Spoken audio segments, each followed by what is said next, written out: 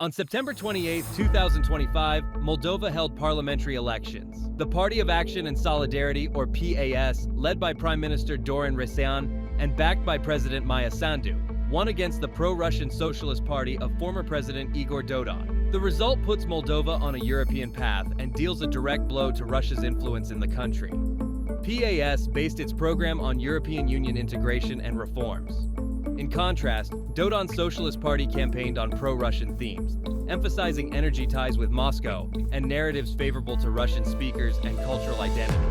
The Kremlin disputed the outcome, arguing that the vote was unfair to Moldovans in Russia. Spokesman Dmitry Peskov claimed that with only 2 polling stations open on Russian territory, hundreds of thousands of potential voters were left unable to cast ballots. Moldovan authorities defended the restriction as a response to the deteriorating security situation in Russia. Moscow maintained that this effectively restricted the diaspora, a group that has traditionally leaned toward the socialist bloc. International monitors reached a different conclusion. The observation mission of the Organization of Security and Cooperation in Europe, or OSCE, reported that the elections met democratic standards overall. It concluded that the results still reflected the will of Moldovan voters.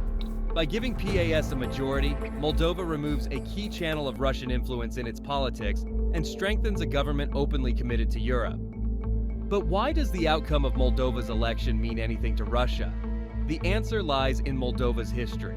The Republic of Moldova was once called Bessarabia, a territory between the Prut and Dniester rivers, which was ruled by the Russian Empire until 1918. After the empire collapsed during World War I, local leaders voted to unite with Romania, a neighboring country that shared the same language and culture. In 1940, under Joseph Stalin's rule, the Soviet Union annexed Bessarabia from Romania and merged it with the land east of the Dniester River. The annexed territory was reorganized as the Moldavian Soviet Socialist Republic. Because Moldovans shared language and culture with Romania, Stalin and his successors such as Nikita Khrushchev and Leonid Brezhnev feared this could spark demands for reunification. Such a development was seen as a political risk. It could weaken Soviet authority in the region, encourage nationalist movements in other republics, and open the door to Western influence through Romania.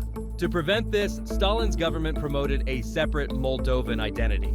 The authorities replaced the Latin alphabet with Cyrillic, made Russian the primary language in schools and government, declared the use of the Latin alphabet punishable by law, and linked career advancement to fluency in Russian. By the late 1980s, decades after Stalin's rule, the Soviet Union was in decline. Economic stagnation, rationing of basic goods, and the deaths of leaders Leonid Brezhnev, Yuri Andropov, and Konstantin Chernenko had weakened the system. Mikhail Gorbachev rose to power in 1985 and launched reforms, treating the Soviet Union almost like a democracy. By this time, Moldova had begun to push for change. Reformers such as Grigore Vieru, Leonid Alari, Dumitru Matkovshi, Nicolae Dabija, and Ion Hadarka led the movement, calling for the restoration of the Latin alphabet, the reaffirmation of Romanian identity, and steps towards sovereignty.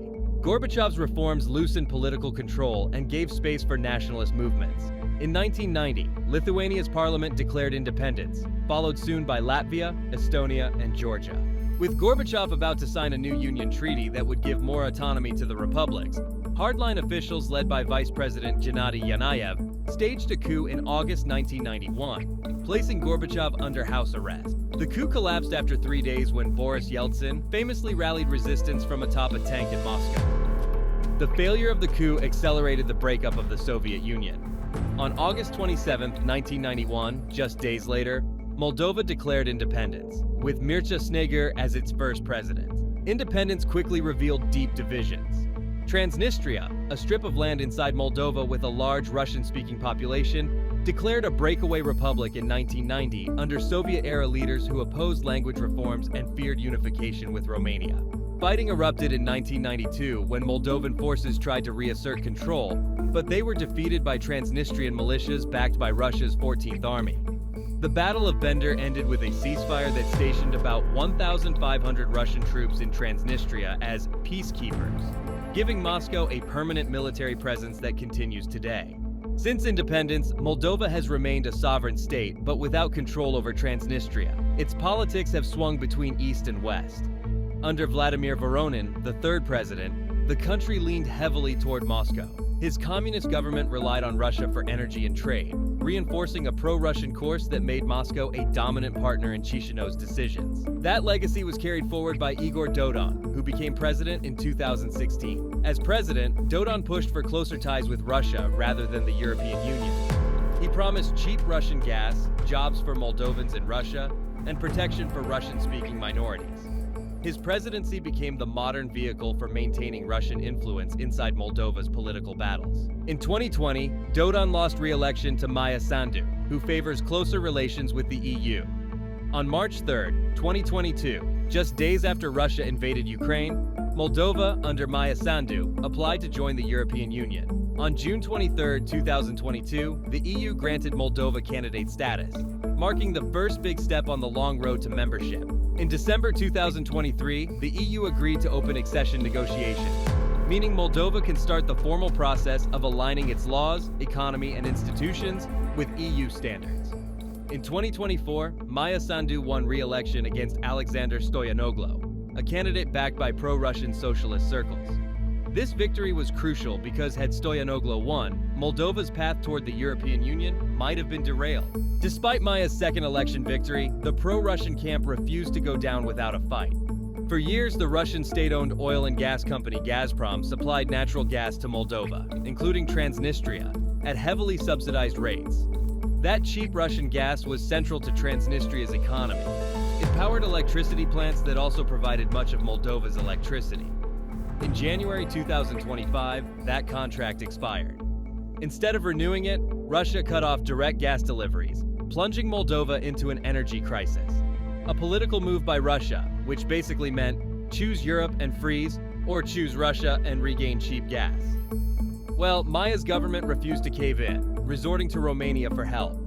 Romania became Moldova's lifeline, sending electricity across the Prut River and stabilizing Moldova's grid. The European Union also stepped in with financial packages and energy support to help Moldova cover higher import prices and diversify supply. Russia's plan backfired. On July 22nd, Igor Dodon's Socialist Party, Voronin's Communists, and Irina Vla's Heart of Moldova announced a new joint force, the Patriotic Electoral Bloc. The goal was to unite the pro-Russian vote and counterbalance the ruling pro-European government. But this too backfired. On September 26th, just 2 days before the election, the Chisinau Court of Appeal barred Irina Vla's Heart of Moldova from competing for 1 year. Judges cited evidence of illegal financing and voter bribery. The decision sidelined one of Dodon's key allies and damaged the bloc's credibility. On September 28th, the pro-European PAS won the parliamentary election. Having both a pro-European president and a pro-European parliamentary majority lines things up in a way Moldova hasn't seen before. With both branches of government firmly pro-EU, Moscow has less leverage to play off internal divisions. For Moscow, this setback carried wider consequences. Moscow invested a lot in painting Moldova as a brotherly state that could be swayed back east and become entirely loyal to the Kremlin, just like Belarus. First it was Ukraine, then Georgia's tilt westward, and now Moldova doubling down on Europe. All of this squeezes Russia's traditional sphere of influence. For Putin, this is another piece of the old Soviet backyard slipping away to EU and NATO's orbit. Even worse is that Moscow now has fewer allies left inside Chisinau to stall reforms or slow down the path to the EU. Kaliningrad is Russia's territory inside the EU and NATO space, which Putin uses for military projection. If Moldova joins the EU, Russia can't carve out the same kind of foothold, except through masterminding a secession of Transnistria from the rest of Moldova. Lastly, with Moldova leaning west, it could become a staging ground for humanitarian aid, reconstruction materials, and potentially even weapons shipments into neighboring Ukraine. Something Putin will definitely not want.